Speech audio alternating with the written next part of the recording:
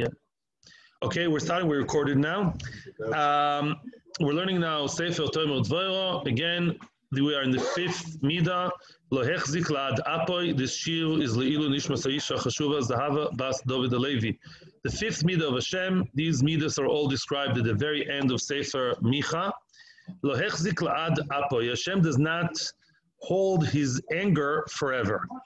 Zumida acheres, says the Tomer Devorah, that's another midah, another one of the qualities of the characteristics of Hashem. Shafilo de machzik bechet. Even if the person keeps sinning, he sticks to his bad ways. En HaKadosh Baruch Hu machzik af. Hashem does not have power struggles with us. This page is for parents. Any parent around there? That's for you. Yeah. Don't, Hashem with us doesn't play, with her quote power struggles. Oh, he keeps the sins, I'll keep my anger too. Ve'im machzik, let's say he holds the anger, loy la'ad, which means there are two levels.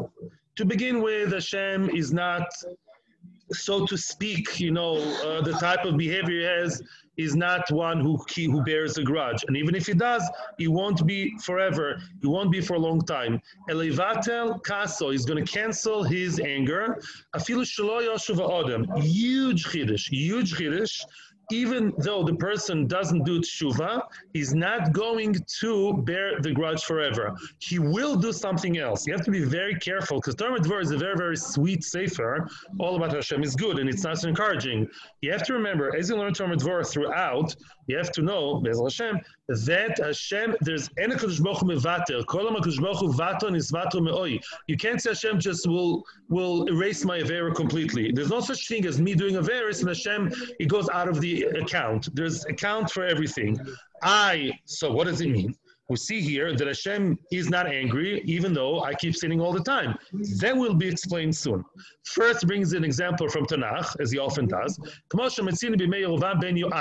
the famous Yerovam, and not the Yerovam ben Yoash, not Yerovam ben Nevat, but one who lived a few generations later, who was not much better.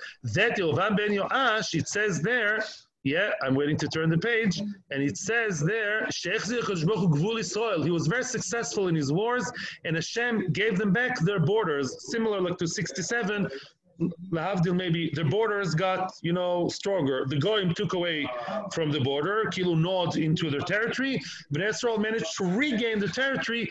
They had very nice military success, even though they were over the Zara. Again, this famous, the infamous Agolim, V'richem aleim v'lo yishavu, and he had mercy on them, even though they did not do tshuva. Why did he have mercy on them if they stick to the bad ways? Bishvil midah zu, because of this midah shelo hichzik la'ad apoy. Hashem does not maintain his midah forever, the midah of anger. It does maintain his anger forever. Adraba machlish apoy. His anger gets weaker and weaker. There are no questions here because this is shir online. It's okay. I'll hear you soon. Even though the sin is still there, he doesn't punish. I'm still wondering. It's very good for us. Lucky us. The question is why. Okay, maybe they'll return. He keeps waiting and hoping. Maybe they will return. Okay, very nice. In other words, he still waits. This is what says by Tilim. He will not fight with us forever. He does not bear a grudge against us forever. Ela. So what does he do? It's very nice for us. I'm in a Gabadovo. We say, we sin, and yet, Hashem is not going to punish us forever. Good, lucky us. What's the hope? What's the story? Well, where's the catch?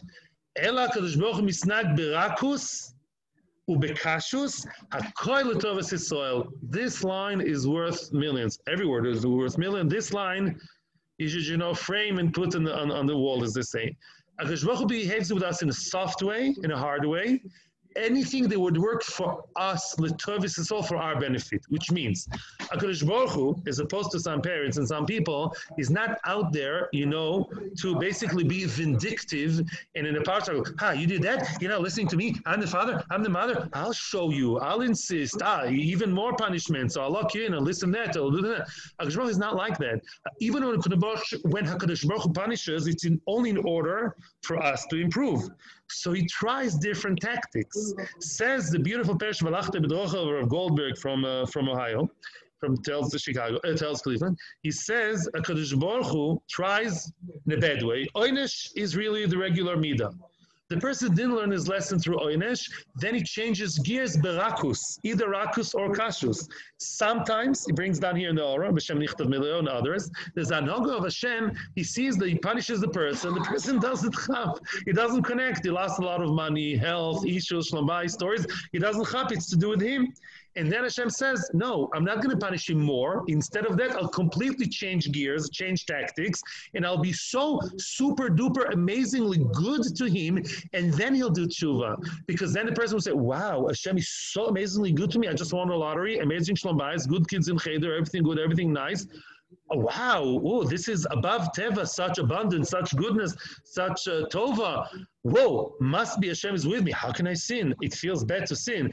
Like all these schmaltzy stories that are sometimes true about the teacher, and eventually that bad kid, the teacher praised him and made him first class and valedictorian, and then the kid became good, right? Then the kid really changed. These are true stories. Hashem is behaving to us in a good way of abundance in order, davka, to change gears and make us improve that way.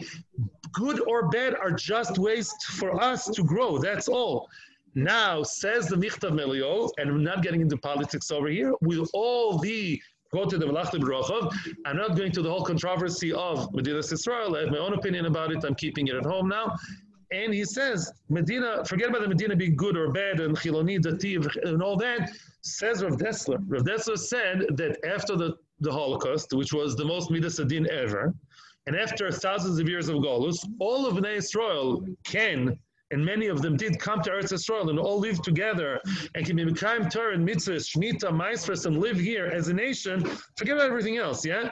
That alone is unbelievable ha'olas panim. And that for us is a chance to do tshuva. You didn't do tshuva with the Holocaust? This is what the Torah verse speaks. You got a terrible slap on the face with a lot of blood. That didn't work? Okay, I'll give you amazing sweets and candies. I'll be super good for you. Maybe that will work. I'm just trying to make things work for you so you should grow as a nation. Thank you for your patience with the questions. There's not a closed door share. The same way you should behave towards your friends. Let's say you're allowed to be the tafi. You can be mechiach and even be meyaser, give real hard time to your friend or your children. I'm the father, kibud av, and they would really suffer. Don't use that tool. Don't be too hard with them.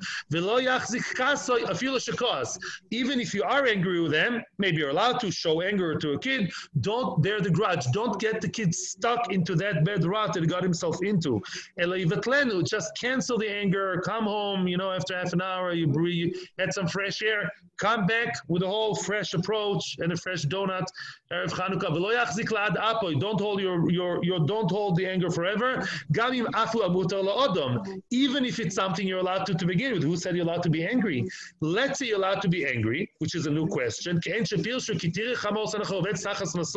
Let's say you see your enemy's donkey crouched and not managing, falling under his burden. You're supposed to help him. Your enemy, how come you're allowed to have a Jewish enemy? The Gemara in Pesachim says, what do you mean you hate him? Because he's not your style? Because his collar of shirt doesn't suit you? Because 2 years ago he didn't say good morning nice enough to you? Why are you hating him exactly?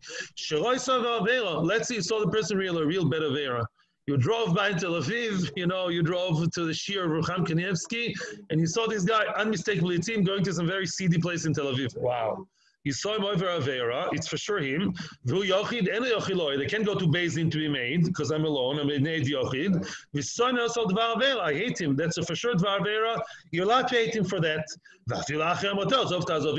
You see him stuck, you see the poor man Let's say there's a shayla if it's only animals or also cars. You see with his car stuck, smoke piping up, let's say, yeah, help him.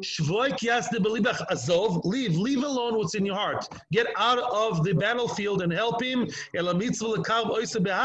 Love him. You saw him sinning, he needs help. He doesn't need criticism. That's what they say today. And Tomer Devorah was so avant-garde about it. Don't criticize him, help him. You see a sinner, help him. Yeah, maybe that would help. That is the midah of not holding your anger forever.